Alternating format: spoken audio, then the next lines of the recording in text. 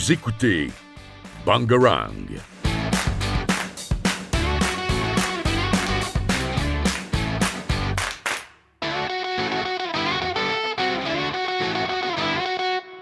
Bonjour à tous, chers auditeurs et chères auditrices. Bienvenue pour une nouvelle chronique de Pop-Up de la radio Bangarang. Au programme, nous allons encore parler des films de cette semaine et surtout de jeux vidéo avec bien sûr l'arrivée de l'E3 cette semaine qui a commencé par ailleurs hier soir avec certaines annonces. Bien sûr, aujourd'hui, nous avons un nouveau participant à la chronique, un nouveau adhérent. Lucas, bonjour. Et salut à tous les amis. Du coup, Lucas sera avec nous toute l'année à la chronique Pop-Up. J'espère en tout cas que ça te fait plaisir et qu'on pourra faire de grandes choses. Ah bah oui, bien sûr, je serai là tout le temps. Oui. Et nous avons également Benjamin, notre participant du jour, qui va observer comment se passe la chronique, du coup, la chronique Pop-Up, comment ça participe. Il aura un petit avis, je pense, et espérant un bon avis. Du coup, Julian, pourrais-tu nous parler de ces films de cette semaine qui sont sortis ? Alors, en sortie ce mercredi 16, j'avais trouvé intéressant Un homme en colère, qui est un film d'action de Guy Ritchie, avec dedans Jason Statham, et aussi un thriller horreur Sans un bruit 2, qui est par le même réalisateur que le 1, John Krasinski. Donc si vous êtes intéressé par le 1, déjà le 2 vous intéressera forcément, et ça avait l'air vachement bien. D'accord. En parlant de Un homme en colère, est-ce que ça ressemble un peu avec Nobody qu'on avait parlé d'ailleurs la dernière fois, qui a été bien reçu ? C'est un film d'action, donc c'est toujours un peu similaire, mais je trouve que ça a sa patte quand même. D'accord. Bon, en tout cas, allez voir du coup ces films qui sont déjà sortis ou qui vont sortir du coup. Sans un bruit 2, il me semble qu'il est déjà sorti, mais Un homme en colère sort vraiment ce mercredi 16. Ah voilà, donc vous avez votre liste, deux nouveaux films pour votre sortie ciné. Du coup, Un homme en colère et Sans un bruit 2. Bon, bien sûr, si vous n'êtes pas fan de films d'horreur, n'allez pas le voir, mais ça vaut le coup d'œil quand même pour la bande-annonce, parce que je me souviens que je m'étais intéressé au 1 et cette histoire de fait que c'était toujours silencieux pour un peu de suspense, ça avait bien marché. Ouais. Et du coup, niveau... Ah oui, d'ailleurs, aussi niveau profitons des films en parlant des séries, parce que par exemple sur Disney+ est sorti le premier épisode de Loki, qui a été très bien accueilli. De ce que j'ai vu, ils ont très bien aimé le pilote, comme on peut dire, le premier épisode. Donc du coup, si vous êtes intéressé de tout ce qui est Marvel, bien sûr, allez voir. Si vous n'êtes même pas un peu de tout ce qui est fan de Loki, parce qu'il y a un peu quand même des grandes vagues sur ce personnage-là. Bon, moi, je suis pas un grand fan, mais ça m'intéresse quand même de le voir. Donc allez, si vous avez Disney+, n'hésitez pas à aller voir. Du coup, maintenant, on va parler niveau jeux vidéo avec l'E3. Le fameux E3 quand même, c'est, comme on avait dit la semaine dernière, un grand événement du jeu vidéo. Si vous ne connaissez pas, ça se passe à Los Angeles. Et c'est là où tout va se passer niveau jeu vidéo, avec tous les grands éditeurs, Electronic Arts. Bon, après, il y a plus également Sony, mais je crois pas que Sony cette année participe, à moins que si. Non, je crois que Sony, ils ont abandonné l'E3, ça fait 2 ans d'affilée, ils font leur propre truc de leur côté. D'affilée déjà ? L'année dernière, ils n'avaient pas fait l'E3 non plus. C'est vrai. En même temps, ça passe vite. Et donc du coup, il y a également, comme on avait pu voir aussi, Nintendo. En tout cas, ça va commencer hier soir, où il y avait eu, par exemple, des bandes annonces de jeux, dont un jeu qui était fait par From Software, ceux qui ont créé tout ce qui est la série Dark Souls et qui avait fait le bon Sekiro Shadows Die Twice, anglais sur 20. Ouais, super prononciation, bravo Mathéo. Et du coup, alors, je sais pas si vous êtes intéressé par ce fameux nouveau jeu Elden Ring, s'il va apporter des nouveautés, je sais pas, Lucas. Moi, oui, en tant que grand fan de From Software en général et principalement de la série des Souls, évidemment que ce jeu, je l'attends beaucoup. Après, j'avais un peu peur avant sa sortie par rapport à plein de points, et même si le trailer m'a assez rassuré, je pense qu'il y a encore beaucoup de choses desquelles il faudrait se méfier, notamment que c'est un jeu dans un style assez nouveau pour From Software. Pourquoi ?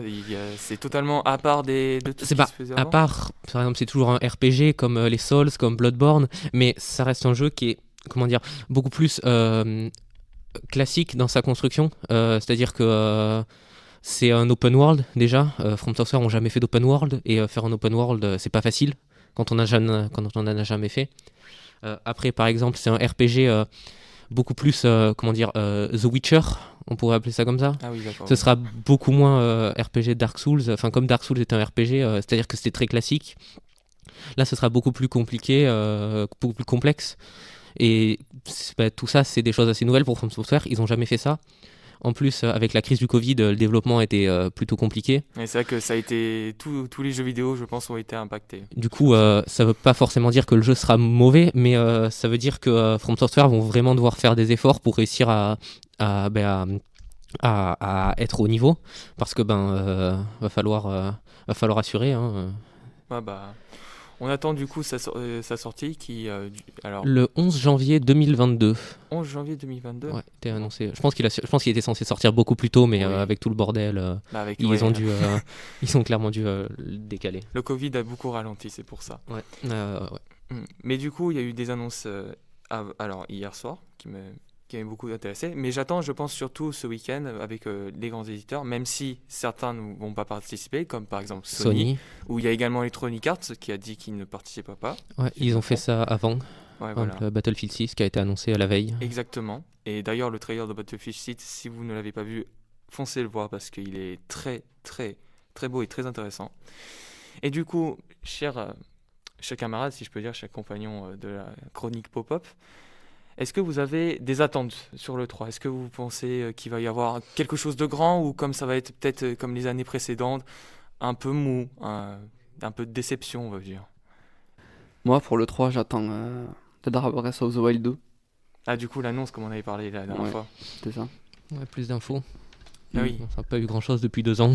Ouais, c'est un peu au point mort. C'est vrai que Du coup, j'attends beaucoup ce jeu. C'est vrai que là, après, à part une petite annonce comme quoi il reportait, désolé, mais on montrera pas d'image. C'est vrai que là, pour l'instant, on va dire qu'on est un peu affamé. Niveau image, on n'a rien eu. Donc, espérons qu'ils vont quand même faire une petite annonce parce que, par exemple, en février, sur le Nintendo Direct qu'ils avaient fait, du coup, pour l'annonce des jeux, ils avaient juste fait une grande annonce, c'était Splatoon 3, mais sinon, ils n'avaient pas fait deux grandes annonces à côté. Donc, après, selon les personnes, voilà, ça peut être mitigé. Moi, il y a quand même une annonce qui j'y attendais pas, mais qui m'a quand même beaucoup plu lors du Nintendo Direct. C'était Zelda Skyward Sword HD. C'est Qui m'avait vrai. beaucoup plu sur Wii. Et là, j'étais content de le retrouver sur Switch. Après 60 balles quand même. Hein, mal au cul pour un jeu, pour une réédition. Je pense pas qu'on va revenir sur le débat de la dernière fois avec l'Amiibo quand même, hein, parce que du coup, je pense pas qu'en une semaine ils ont baissé le prix. Je pense pas, non. Bon, en tout cas, ce week-end, si le 3 du coup vous intéresse, vous aurez toutes les conférences des grands éditeurs, bon, sauf Sony du coup, Electronic Arts et d'autres. Mais en tout cas, foncez voir parce que je pense qu'il y aura quand même certaines surprises, bon, peut-être certaines déceptions pour le fait que des jeux vont être reportés, mais sinon, ils vont quand même avoir des bonnes surprises en bande-annonce. Après, niveau jeu, cette semaine, il y a eu beaucoup de jeux qui sont sortis. Par exemple, alors, c'est dommage parce que avec l'histoire de la PS5 et des nouvelles consoles nouvelle génération, il y a eu quand même beaucoup de problèmes. Le lancement a été assez chaotique, on peut dire. Même niveau jeu, il n'y a pas eu beaucoup de jeux du côté de Xbox. Et côté Sony, c'était plus... Enfin, pour moi, je considérais plus des remakes que des nouveaux jeux. Ah non, quand même. Moi, je trouve que Sony a quand même eu pas mal de nouvelles séries. Ah oui, moi je pense d'ailleurs à Returnal, Ouais. celui qui est sorti. Enfin, après, il y a eu, je crois, une polémique comme quoi il était assez difficile, mais... Oui, c'est un jeu qui a l'air très exigeant quand même. Oui. Bon, je pense pas à la limite d'un Dark Souls, si, je sais pas. Avant, j'avais quelque chose à vous demander par rapport à l'E3. Est-ce que vous ne trouvez pas que l'E3, depuis des années, il a perdu de sa superbe ? Avant, c'était l'événement de l'année, c'est-à-dire que tout le monde y était, tout était annoncé, les plus gros jeux, tout. Et depuis quelques années, il y a de moins en moins de gens qui y vont, moins en moins de jeux annoncés, moins en moins de trucs révélés, parce que je pense que les éditeurs en ont marre. C'est-à-dire qu'une place à l'E3, ça coûte cher, ça coûte très cher. Donc est-ce que les éditeurs se disent, bon, pourquoi s'embêter à aller dépenser 8 millions pour acheter une place à l'E3 quand on peut faire un live Twitch et ça nous coûte rien et il y a 12 millions de personnes qui regardent. Surtout que le streaming est en plein essor en ce moment, donc... Ouais, avec le confinement, ça a encore plus explosé, streaming. Avec Twitch, ouais, ça a beaucoup explosé. Ta question est très intéressante, Lucas, parce que c'est vrai que moi, depuis quelques temps, Je considère toujours ça comme un grand événement parce que du coup, c'est à peu près avec la Gamescom par exemple, c'est celui qui est le plus connu. Mais c'est vrai que depuis quelques temps, depuis quelques années, comme tu dis, c'est vrai qu'il y a une baisse de la valorisation de cet événement. Maintenant, il est plus primé, donc du coup, par exemple Sony qui se débrouille lui-même en faisant ses propres Ouais, c'est conférences. ça. Nintendo qui avait fait pareil, à peu près, mais il y avait pareil aussi que Xbox qui a l'air de commencer. Enfin, le 3, c'est vrai que c'est soit les éditeurs y vont, soit ils n'y vont pas. Et comme tu dis, ça peut faire gagner, ça peut faire des économies, dans le sens de Bah la oui, place qui coûte très cher. T'as posé une question très pertinente, je m'y attendais pas. Bah, merci Lucas.